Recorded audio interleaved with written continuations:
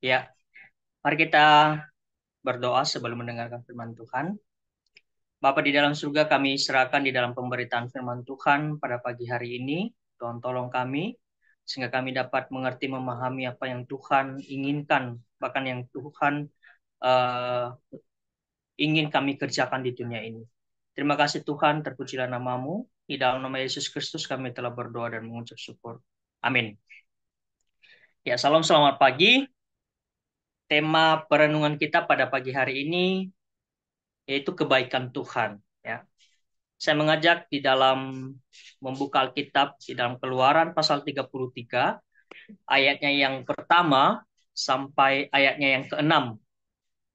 Ya, ayat pertama sampai ayatnya yang keenam. Beginilah firman Tuhan.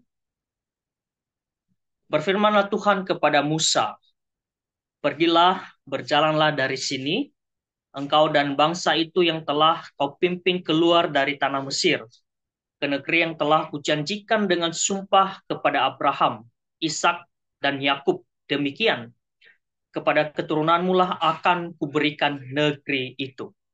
Aku akan mengutus seorang malaikat berjalan di depanmu dan akan menghalau orang Kanaan, orang Amori, orang Het, orang Feris, orang Hewi, dan orang Yebus. Itu negeri yang berlimpah-limpah susu dan madu. Sebab aku akan berjalan di tengah-tengahmu, karena engkau ini bangsa yang teguh, supaya aku jangan membinasakan engkau di jalan. Ketika bangsa itu mendengar ancaman yang mengerikan ini, berkabunglah mereka dan seorang pun tidak ada yang memakai perhiasannya. Berfirmanlah Tuhan kepada Musa, katakanlah kepada orang Israel, kamu ini bangsa yang tegar tengkuk. Jika aku berjalan di tengah-tengahmu sesaat pun, tentulah aku akan membinasakan kamu. Oleh sebab itu, tanggalkanlah perhiasanmu, maka aku akan melihat apa yang akan kulakukan kepadamu. Demikianlah orang Israel tidak memakai perhiasan-perhiasan lagi sejak dari gunung Horeb. Amin untuk pembacaan firman Tuhan. Saudara yang dikasihi Tuhan, saya teringat di tahun 2014 yang lalu, ya, ketika kepala saya dengan posisi telah dipasang batok tambahan, ya, atau tulang palsu. Dan di situ saya menjalankan segala kegiatan, aktivitas, pekerjaan saya dengan baik pada waktu itu di Surabaya. Malah saya berpikir bahwa ini keadaan posisi saya ini sudah aman, kepala saya sudah aman, tidak akan menjalani operasi tahap-tahap selanjutnya, ya. Dan juga saya merasa bahwa baik-baik saja, tidak akan lagi kambuh dan segala macam. Tetapi berselang 6 bulan selanjutnya, ternyata kambuh, saudara. Tidak sesuai apa yang saya harapkan ternyata. Dan apa yang terjadi pada waktu itu pun, saya mengalami satu depresi, saudara. Benar-benar mengalami satu depresi bahwa hidup ini tidak ada lagi gunanya. Ya, sampai-sampai dulu itu saya sempat mau mengakhiri hidup, saudara. Ya, mengakhiri hidup dan tidak mau lagi merasakan sakit, ya, seperti yang saya alami itu. Dan itu secara manusiawi saya, begitu ya. Bahwa saya mengatakan ini hidup saya saja, gitu. Dan tidak mau merasakan sakit-sakit seperti ini. Dan pada waktu itu juga saya lagi teleponan dengan keluarga, ya. Dan keluarga menguatkan saya. Meskipun posisi saya pada waktu itu ada pisau di tangan saya ketika saya menelpon keluarga saya, karena memang sudah nggak kuat seperti itu. Dan disitulah saya merasakan akan kasih Allah, kebaikan Tuhan, penyertaan Tuhan dalam diri saya. Tiba-tiba saya gemetaran, ya, tiba-tiba saya gemetar dan pisau itu jatuh dari tangan saya. Dan saya sadar bahwa yang saya lakukan sebenarnya adalah bukan yang Tuhan kehendaki, bukan yang Tuhan mau yang terjadi di dalam diri saya. Tuhan masih mau supaya saya ini masih bisa menikmati akan kehidupan begitu. Jadi di situ saya merasakan akan kebaikan Tuhan, penyertaan Tuhan, dan saya juga melihat bahwa Tuhan itu sangat baik. Tuhan tidak pernah meninggalkan saya. Bahkan dia masih memberikan saya semangat. Bahkan di dalam melewati semuanya itu dengan satu sukacita dan penuh pengharapan yang daripadanya. Sehingga saya bisa menerima semuanya, bahkan dengan keadaan saya sampai saat ini. Ya. Karena saya juga merasakan bahwa Tuhan itu begitu baik. Tuhan itu mengasihi. Ketika saya merenungkan akan hal itu, maka saya mau mengatakan bahwa Tuhan mengawasi saya. Ya, Tuhan bersama-sama dengan saya. Tuhan juga bersama-sama dan melindungi saya, menyertai saya di sepanjang waktu, di sepanjang kehidupan, di sepanjang perjalanan hidup ini. Dan pastinya kebaikan itu tidak pernah kita tidak terukur baiknya Tuhan. Bahkan ketika kita menaati firman-Nya, kita dia juga terus menunjukkan kebaikannya, menunjukkan kasihnya, menunjukkan akan kedamaian, akan sukacita. Meskipun pada dasarnya Tuhan itu maha pengasih, kalau kita ingat. Tuhan itu maha pengasih dan pastinya. Dan Tuhan maha penyayang. Tuhan mengasihi umatnya, menyayangi umatnya. Dan kita ini seringkali meragukan akan kebaikan. Kita sebagai manusia berdosa ini sering meragukan akan pertolongan Tuhan.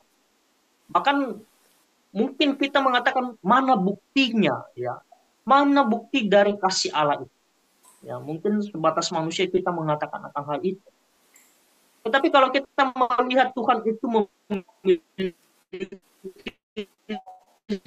kuasa yang penuh atas hidup, memiliki kuasa yang begitu luar biasa kepada orang-orang. Tuhan itu mengasihi dan mengampuni manusia, umat pilihannya, sekalipun mereka jauh daripada Tuhan. Bahkan Tuhan yang setia juga ada janji-janji. Tidak hanya itu juga, tetapi Tuhan itu juga murka bagi kita kalau kita menjauh dari Tuhan. Bahkan dia adalah Allah yang cemburu. Kalau kita memperhatikan di dalam Ulangan pasal 6 ayat 15, di situ dikatakan, sebab Tuhan Allah adalah Allah yang cemburu di tengah-tengahmu, supaya jangan bangkit murka Allah Tuhanmu terhadap engkau, sehingga ia memunahkan engkau dari muka bumi ini. Saudaraku yang dikasihi Tuhan, kalau kita melihat konteks di dalam Ulangan, di dalam Keluaran yang kita baca tadi, ya, kita pelajari tadi bahwa sebenarnya Tuhan telah menuntun umatnya, ya, dari tanah Mesir, dari perbudakan. Namun di dalam kurun perjalanan kehidupan mereka, perjalanan umat Tuhan ini tidak pernah menyadari akan kasih setia Tuhan, akan kebaikan Tuhan yang mereka alami. Mereka hanya mampu bersungut-sungut, bahkan acap kali menyembah Allah-Allah lain, saudara. Sehingga ketika Tuhan melalui Musa ini telah seringkali mengingatkan umatnya, ya, melalui Musa Tuhan telah berbicara, ya. Tetapi mereka sangat mengabaikan akan apa yang Tuhan beritakan melalui Musa. Bahkan Tuhan tetap setia dan janji yang dibuatnya dengan bapa leluhurnya pada sebelumnya, itu dari Abraham, Ishak dan Yakub. Itu apa? Untuk menepati satu tanah perjanjian yang telah Tuhan janjikan sebelumnya. Jadi Tuhan akan mengutus, di dalam ayat tadi Tuhan mengutus malaikat-malaikatnya berjalan bersama dengan umatnya ke negeri yang berlimpah-limpah susu dan madu. Jadi sebenarnya ada dua janji Tuhan di dalam kitab ini, di dalam teks yang telah kita baca. Itu janji yang pertama bahwa Tuhan berjanji memberikan tanah perjanjian. Ya. Itu janji Tuhan yang pertama. Dan janji Tuhan yang kedua, Tuhan menjamin penyertaan, perlindungan, dan pelepasan dari setiap musuh-musuh yang akan menghalangi mereka. Saudara, tidak hadirnya Tuhan secara langsung di dalam umat pilihannya, ya, ini merupakan bukti, ya, bahwa sebenarnya kasih Allah, kebaikan Tuhan itu ada, ya, karena ia tidak menghendaki satu kebinasaan bagi umatnya. Meskipun umat pilihannya ini selalu menjauh dari dia, tegar tengkuk, ya, tetapi dia menjanji satu tanah, bahkan menjanji suatu keselamatan bagi mereka. Sebenarnya di ayat ini juga, di dalam konteks yang telah kita baca tadi, di dalam ayat 3 ada jadi satu problem, masalah yang terjadi. Masalahnya apa? Dikatakan bahwa Tuhan tidak mau berjalan. Tuhan tidak mau menyertai. Bahkan tidak mau memimpin mereka atas bangsa-bangsa pilihannya ini. Kenapa? Karena di dalam ayat 3 tadi dikatakan di sana, karena mereka tegar tengkuk. Karena mereka tegar tengkuk. Istilah tegar tengkuk di sini menunjukkan sifat Allah, ya. Sifat umat Allah yang begitu keras kepala, ya, suka memberontak, menyembah Allah-Allah lain, tidak mau bersyukur atas pimpinan Tuhan, atas pertolongan Tuhan, tidak mau menuruti perintah-perintah Tuhan, bahkan tidak pernah merasakan kasih dan kebaikan Tuhan, sehingga mereka tegar tengkuk, ya, jatuh bangun di dalam mengikut Tuhan. Bahkan pengenaan istilah ini kepada umatnya bukan tanpa satu alasan, melainkan berdasarkan fakta dari perilaku mereka yang begitu syarat dengan ketidaktaatannya kepada Allah. Bahkan ketika dipimpin oleh Allah selama perjalanan dari Mesir menuju ke tanah Kanaan pun mereka selalu tegar tengkuk. Mereka akan selalu mengabaikan akan pertolongan Tuhan. Jadi jika Tuhan terus melihat ketegar tengkukan mereka itu, maka Tuhan akan membinasakan mereka pastinya. Bahkan jika Tuhan membinasakan mereka, maka Tuhan tidak lagi setia dengan janjinya. Itu juga kita perlu mengenal, mengetahui. Ya. Sebab itu Tuhan setia dengan janjinya pada Bapa leluhurnya. Dia mau supaya umat pilihannya ini bisa mengikuti apa yang Tuhan firmankan. Ya. Supaya umat Tuhan ini senantiasa menjalankan apa yang menjadi tanggung jawab mereka. Ya. Umat Tuhan juga melihat ini sebagai satu ancaman bagi mereka. Ya, ancaman bagi mereka ketika mereka mendengarkan akan hal itu. Ya, kalau kita membaca di dalam ayat 4 tadi di situ dikatakan, ya, ketika bangsa itu mendengar ancaman yang mengerikan ini, berkabunglah mereka dan seorang pun tidak ada yang memakai perhiasannya. Ya, ini satu ancaman yang mengerikan bagi mereka. Mengapa ini suatu ancaman yang mengerikan kalau kita melihat? Padahal mereka tetap kok akan sampai ke tanah perjanjian karena penyertaan Tuhan. Jadi di sini sebenarnya umat Tuhan itu sadar bahwa siapapun mereka dan apapun yang mereka miliki, bila tidak di dalam penyertaan Tuhan, akan menjadi tidak berarti. Segala sesuatu akan hambar tanpa satu pimpinan Tuhan, penyertaan Tuhan. Bahkan mendengar ancaman ini, umat Tuhan itu berkabung. Berkabung dalam pengertian mereka sedih, mereka berduka. Dan wujud dari perkabungan ini adalah mereka tidak lagi mengenakan suatu perhiasan. Perhiasan adalah bagian yang tak terpisahkan dari kehidupan masyarakat pada waktu itu, umat-umat pilihan Allah.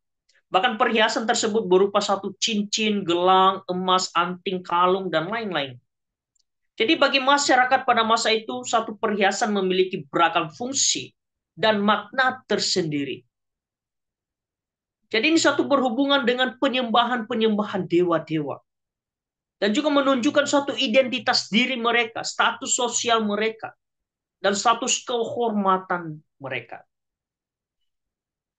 Dengan menanggalkan perhiasan itu, mereka sebenarnya telah menunjukkan rasa sedih mereka, rasa penyesalan mereka, dan pertobatan mereka.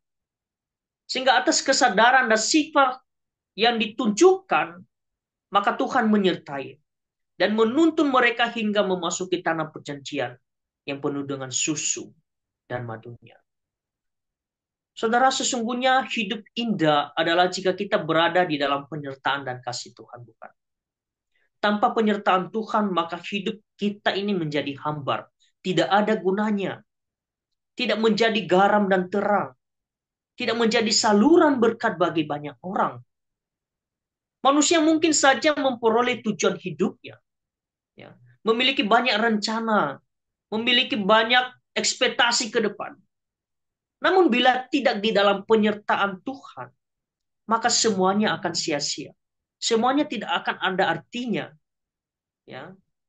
Orang jahat sekalipun dapat memperoleh satu keinginan. Tetapi sebenarnya itu semua sia-sia. Karena dia melakukan hanya untuk kemauannya sendiri. Dan ujung-ujungnya apa yang terjadi? Mungkin dia dikeroyok, mungkin dia dipenjara, karena melakukan hal-hal yang tidak baik. Atau melakukan hal-hal yang sesuai dengan apa yang dia inginkan. Bukan apa yang Tuhan harapkan. Sehingga tidak mengherankan kalau ada orang yang tidak mau menuruti itu, tetapi dia akan memiliki dunia. Ya. Namun bila bukan dalam penyertaan Tuhan, maka semuanya itu menjadi hambar, saudara. Menjadi suatu kesia-siaan, ya, dan tidak ada artinya, ya, tidak ada artinya sama sekali. Maka ini perlu suatu hati yang mau menyembah, hati yang sungguh-sungguh merasakan kasih Tuhan, merasakan kebaikan Tuhan di dalam dirinya. Saudara, bagi Tuhan nilai-nilai dunia ini bukanlah yang utama. Tetapi bagaimana manusia itu selalu menggantungkan dirinya, dalam pengertian menggantungkan hidupnya sepenuhnya, dan merasakan akan kebaikan dan penyertaan Tuhan itu.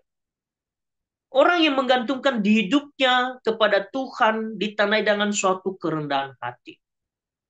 Ya. Bahkan sementara orang yang sombong sesungguhnya mempertontonkan dirinya sebagai orang yang super tanpa membutuhkan pertolongan Tuhan. Saudara, saya juga teringat ketika saya masih kerja. Ya, saya masih kerja di kisaran 2013 sampai 2016 yang lalu. Dan di dalam pekerjaan saya ini sebenarnya hanya beberapa orang saja yang agama Kristen, ya, agama Kristen di situ. Kurang lebih ada 3 orang dari banyak karyawan. Dan di situ saya melihat kebaikan Tuhan sebenarnya. Meskipun hanya beberapa orang saja agama Kristen, ya. Tetapi setidaknya saya mau menyampaikan satu kabar baik. Sekalipun pada waktu itu saya masih belum menjadi sekolah teologi atau masih belum kepikiran menjadi hamba Tuhan. Setidaknya saya dari kecil sudah dibekali bagaimana itu Tuhan, siapa itu Tuhan, dan bagaimana pertumbuhan iman saya kepada Tuhan. Dan dari situ saya setidaknya bisa mengabarkan bagi mereka. Ada teman saya satu orang menanyakan kepada saya pada waktu itu. Dia bertanya, siapakah Tuhanmu?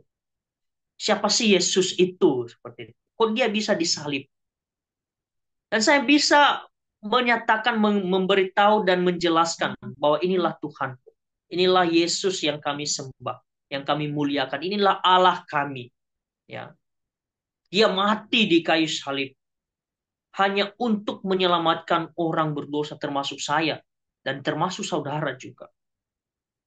Dan di situ saya mulai menyabarkan Injil, memberitakan Injil kepadanya. Ya, sekalipun bagi saya, wah, ini tidak mudah juga, ini tidak mungkin. Karena kenapa? Karena dikelilingi oleh orang-orang yang tidak percaya kepada Tuhan Yesus atau agama lain begitu. Tetapi di situ saya memberanikan diri dari perbincangan kami. Setidaknya orang ini mau mendengarkan Injil. Dan selanjutnya biarlah Roh Kudus yang menggerakkan hatinya mau percaya kepada Tuhan. Dan dari situ saya merasakan akan kasih Tuhan, kebaikan Tuhan. Ya, bisa setidaknya sharing, ya, bagaimana saya bisa hidup juga sampai saat ini dengan keadaan-keadaan saya seperti itu. Dan mereka juga merasakan, oh, Tuhanmu begitu luar biasa. Tuhan yang kamu sembah begitu sangat baik begitu ya. Dia bisa masih memberikan kamu nafas sampai saat ini. Saya bilang itulah kasih Tuhan. Itulah penyertaan Tuhan. Itulah pimpinan Tuhan dalam hidup kita. Dalam hidup saya. Dan setelah itu saya mendoakan dia, saudara. Saya mendoakan dia supaya dia bisa mengenal Tuhan yang benar. Tidak menyembah Allah lain. Dan next time selanjutnya itu saya tidak tahu karena saya beberapa bulan setelah itu saya resign dari tempat kerja. Tetapi setidaknya saya ada satu sarana di dalam memberitakan Injil. Bahwa Tuhan ini baik. Tuhan itu sangat mengasihi setiap orang. Hanya saja bagaimana respon kita menanggapi akan hal itu. Ya. Saudara, Tuhan membiarkan orang-orang yang sebenarnya tegar tengkuk menjalani hidup ini. Bahkan memberi mereka untuk kebebasan. Tetapi bila tiba saatnya, Tuhan juga akan murka, saudara. Dan yang cukup mengerikan, murka Allah ini bukan hanya pada orang-orang tersebut, ya, melainkan sampai pada generasi-generasi yang selanjutnya. Bahkan firman Tuhan juga mengajak kita sekalian untuk hidup menuruti firman-Nya dan terus-menerus mengalami suatu perubahan hidup, mengalami suatu pertobatan, hidup baru di dalam Tuhan. Inilah yang Tuhan harapkan bagi umat pilihannya. Lalu bagaimana dengan kita, saudara? Sudahkah selama ini meragukan akan kasih Allah? Sudahkah selama ini kita meragukan kebaikan Tuhan, penyertaannya, perlindungannya, bahkan hal-hal yang kita alami? Sudahkah kita meragukan? Atau kita merasakan bahwa Tuhan itu begitu luar biasa? Sudahkah kita juga melakukan apa yang Tuhan perintahkan? Baik di dalam firman-Nya, di dalam kehidupan kita sehari-hari, ketika kita merenungkan firman Tuhan, ada satu kalimat ataupun satu hal yang membangun diri kita kembali untuk mau mendekatkan diri kepada Tuhan. Saya tidak tahu Bapak Ibu Saudara-saudari selama ini seperti apa di dalam relasi saudara dengan Tuhan. Apakah relasi saudara dengan Tuhan baik-baik saja atau seperti apa? Dan saya juga tidak tahu relasi saudara dengan sesama seperti apa. Tetapi melalui firman Tuhan ini kita bisa menyadari bahwa kebaikan Tuhan bagi kita, Tuhan telah menunjukkan akan kebaikannya, akan kasihnya itu. Sehingga kita sekarang berperan penting juga untuk bisa menyebarluaskan, akan menyampaikan, menjadi saluran bagi orang-orang yang belum mengenal Tuhan. Inilah tugas kita sebagai orang-orang yang telah mengandalkan Tuhan, yang telah percaya kepada Tuhan. Sehingga di dalam konteks keluaran ini nantinya, mereka pun akan memasuki tanah perjanjian. Ya, meskipun di dalam perjalanan mereka sangat panjang di dalam kitab keluaran ini, sampai nanti di kitab Yosua mereka memasuki tanah perjanjian yang dipimpin oleh Yosua. Ya, dan inilah perjalanan umat pilihan Allah. Mungkin juga perjalanan kita seperti itu, tegar tengkuk di dalam menjalankan akan perintah-perintah Tuhan, bahkan sering menjauh dari itu. Tetapi melalui firman Tuhan ini kita kembali diingatkan. Hendaknya tidak seperti itu. Hendaknya kita menanggalkan semuanya itu.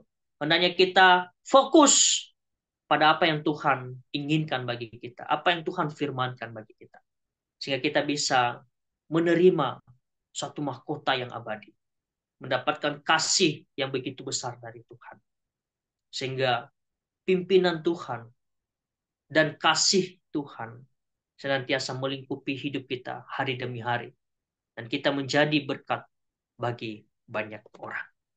Amin. Untuk kebenaran firman Tuhan, mari kita berdoa.